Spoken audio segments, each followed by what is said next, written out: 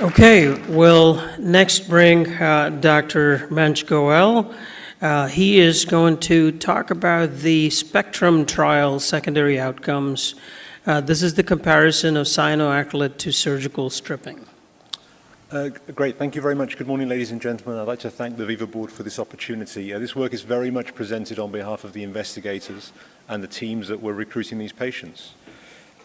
So the first question is, why are we doing a trial comparing endovenous treatment with surgical stripping? I mean, surgical stripping is largely obsolete in the US and in the UK. The reality is, in much of the rest of the world, surgical stripping remains a dominant treatment, not only in low and middle income countries, but also large parts of Europe. So in Germany, for example, surgical stripping is the dominant treatment. The second reason for looking at this is that actually large randomized trials that have previously looked at stripping, for example, the CLASS trial, did not demonstrate a big difference between endovenous ablation and surgical stripping. And so I think it's important when we are looking at new technologies that we compare against the global gold standards. So this is the VenaSeal Spectrum program. The aim of this was to look at cyanoacrylate glue closure, which is a non-thermal catheter-based saphenous closure technique. The program is sponsored by Medtronic, and what I'm going to share with you today is the results of the surgical stripping RCT. This is one of 3 trials as part of this program. The early 30-day results were published, were presented at Charing Cross early this year, and for the first time we're going to share the 6-month data.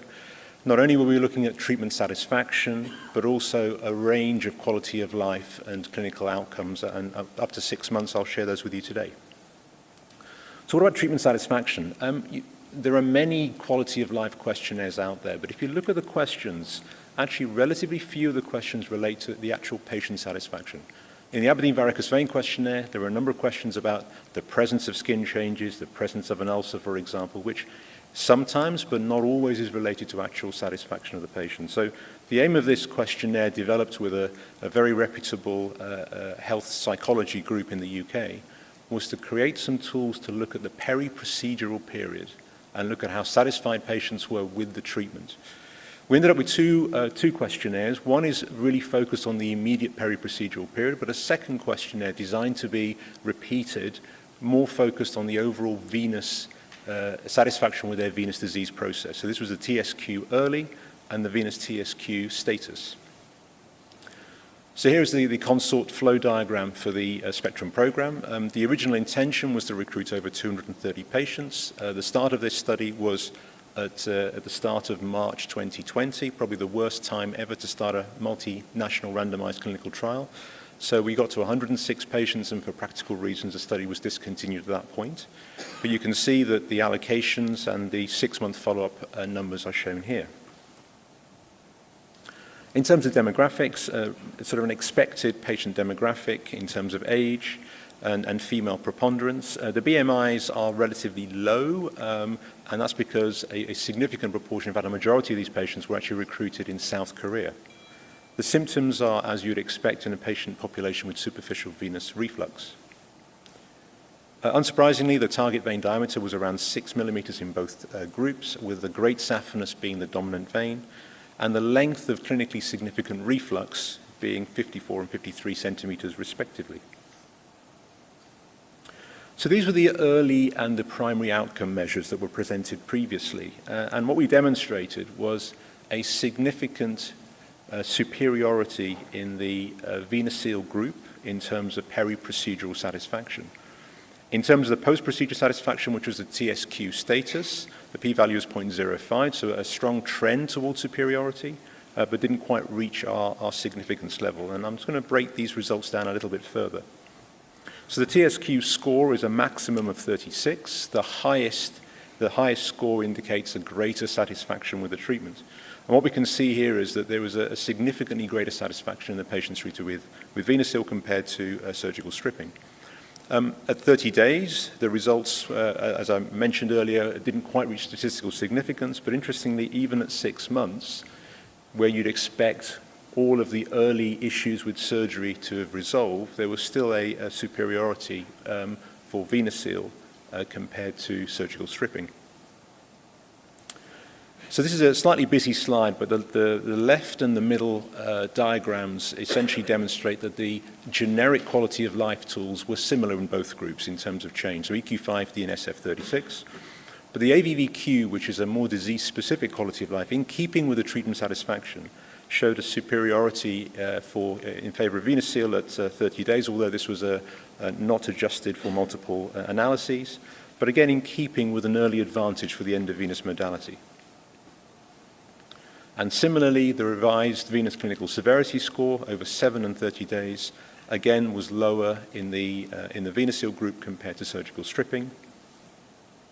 And we also looked at some satisfaction tools, again, less scientific, but unsurprisingly, a much greater physician satisfaction with the endovenous minimally invasive modality. So one of the key additional outcome measures in this study was to look at safety and safety profile. There was a very rigorous effort to assess safety using an independent clinical events committee, and every potential event was adjudicated by that group. And what we found was hypersensitivity in this group was around 11%, so in 6 of 53 randomized patients.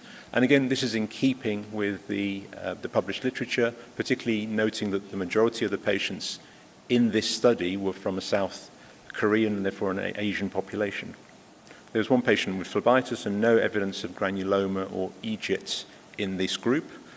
Looking at the SAEs, the phlebitis complication, because it resulted in a one-night hospital stay, was reported as an SAE.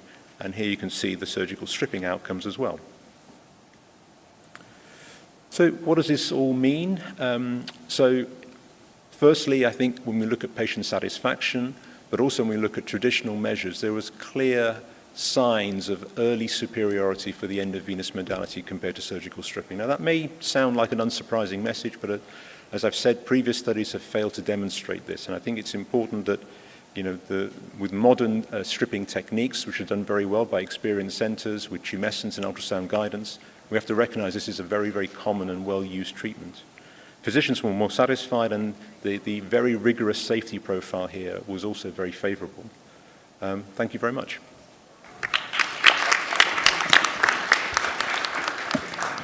Congratulations, Manj. This was a complicated trial design, and it's the Spectrum program. I know that. Let's start with a few questions. So the peri-procedural, the TSQ treatment satisfaction questionnaire was better for venous seal, but the post-procedural was not different significantly, correct? How long after was that questionnaire administered after the procedure itself for the post? So both questionnaires were administered at 30 days, and actually the post-procedure questionnaire at 6 months was significantly different in favor of venous seal. So both were administered at 30 days, and it's quite interesting. When we were designing this, we were slightly concerned that 30 days would be too long after the procedure for patients to recall significant issues. And actually, it's a balance. We want to do it early enough for people to remember issues, but also not so early that there are potential issues that could happen after the administration. So that was the reason, 30 days. I was alluding to the immediate, in the primary endpoint. But the next question is, was the surgical group getting contemporary stripping, office-based, tumescent-based, or? So we left, so these are all experienced centers, very carefully screened, but we left the precise details of the treatment to the local treating surgeons. But around half of these patients had procedures under local and tumescent anesthesia alone. Ultrasound guidance throughout, and so that was the protocol. But they all also underwent phlebectomies as part of the procedure, whereas this was not part of the venous seal group. So it's interesting that the satisfaction is still superior despite the absence of varicosity treatments, because in the protocol, we didn't have any varicosity treatments until at least 3 months.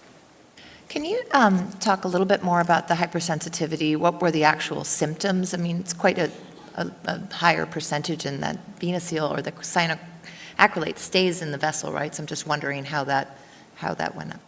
Yeah, it's a good question, and it's a well-reported issue. So it is a foreign body implant, and a small proportion of patients do have this self-limiting reaction that occurs 7 to 10 days after the procedure. It's often itchy, it's often over the treated vein. The incidence is probably slightly higher in an Asian population. In the other arm of the study, which is a thermal ablation, which was largely US and European, the incidence was around 5 or 6%, so which is in keeping. And in these patients, none of them reached the SAE limit. They were all self-limiting. Any other questions from the panel?